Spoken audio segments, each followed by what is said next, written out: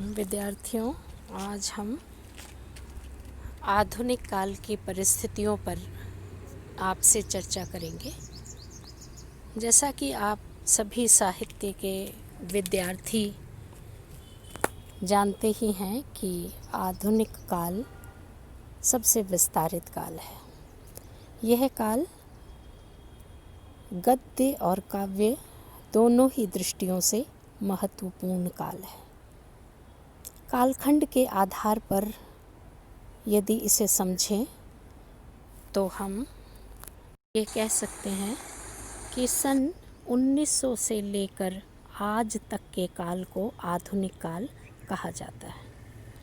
आधुनिक काल की कविता को समझने से पूर्व आधुनिक काल की परिस्थितियों को जान लेना आवश्यक हो जाता है, क्योंकि इन्हीं सारी परिस्थितियों ने आधुनिक हिंदी कविता को प्रभावित किया है।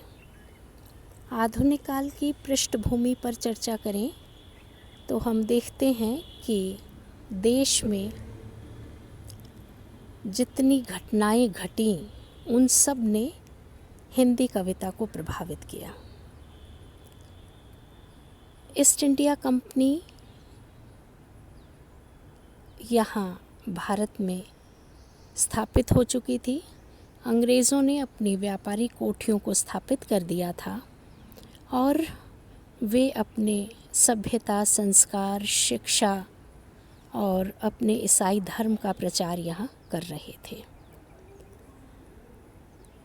इसी दौरान सन 1857 में प्रथम स्वाधीनता संग्राम हुआ, जिसका श्री गणेश मंगल पांडे के द्वारा किया गया। यह प्रथम स्वाधीनता संग्राम आंदोलन था। यद्यपि यह असफल रहा, किंतु इस आंदोलन ने आगे आने वाले आंदोलनों को दिशा दी और भारतीय जनमानस स्वाधीनता के लिए प्रयास करने लगा। सन 1885 में इंडियन नेशनल कांग्रेस की स्थापना हुई और तब से लेकर के स्वाधीनता के लिए निरंतर प्रयास चलते रहे। सन 1900 से लेकर 1947 तक हमारे राजनीतिक रंगमंच पर स्वाधीनता को लेकर बहुत प्रयास हुए।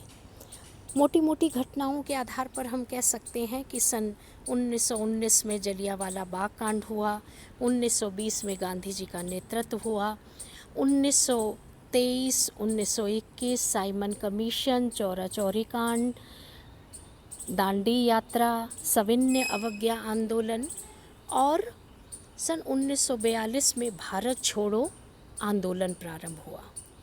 यह सन 1942 का आंदोलन, भारत छोड़ो आंदोलन, अंग्रेज़ों को इस आंदोलन के द्वारा यह पता चल गया कि अब वे यहाँ ज़्यादा दिन तक टिक नहीं पाएंगे और उन्होंने स्वाधीनता के साथ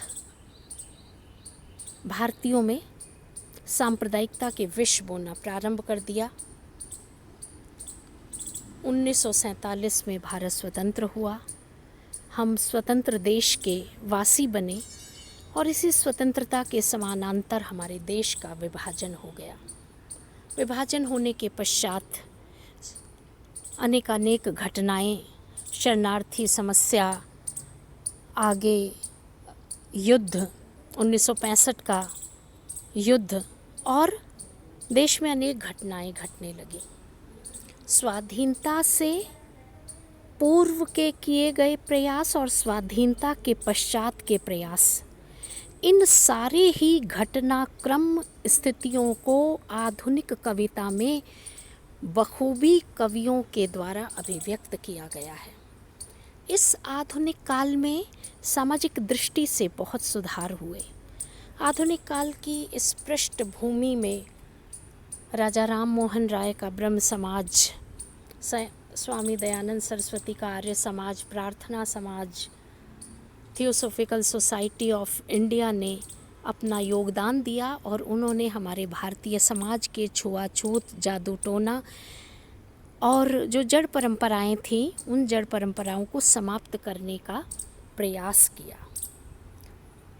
हमारे आधुनिक काल की पृष्ठभूमि पर महात्मा गांधी, महर्षि अरविंद, विवेकानंद जैसे महापुरुषों के विचारों का प्रभाव पड़ा, जिन्होंने हिंदी कविता को प्रभावित किया।